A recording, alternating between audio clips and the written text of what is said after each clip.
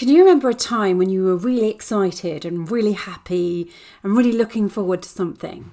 If you can, try and picture that moment right now in your head and think, yeah, I was really happy when that happened and it made me feel great. And think about the things that made you feel. Okay, now that mood is the kind of mood, that imagination has given you that mood that you want to take in if you're doing something quite nerve-wracking, like presenting, for example, which I know a lot of people find tough. Because we've got incredible hidden tools, essentially that imagination, which means that you can really enjoy presenting so much more.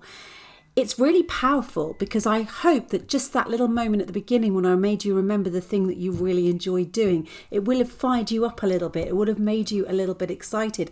And you can really tap into that next time you're going to be public speaking or talking to people in a way that you might find a little bit uncomfortable.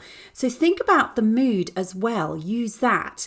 The mood you want people to feel when they're watching you. So as well as imagining yourself being excited, imagine an audience that's really excited to hear you. Picture them in your head, that image of really interested people who are applauding the things that you might say and just looking generally really excited. That will really help you as well build that right moment in your head, that right feeling in your body before you go in. So really picture that happy, excited, inspired, reassured audience.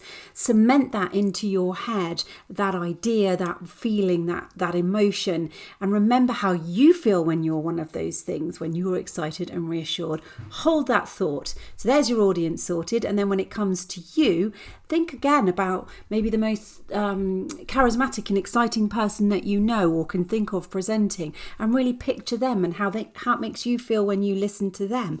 And again, hold all those feelings and those emotions when you go forward to present. Just give it a go. Just give it a little practice, but using your imagination, and see what you feel. You'll certainly have a better experience when you're presenting if you're using it. And of course, your audience will too.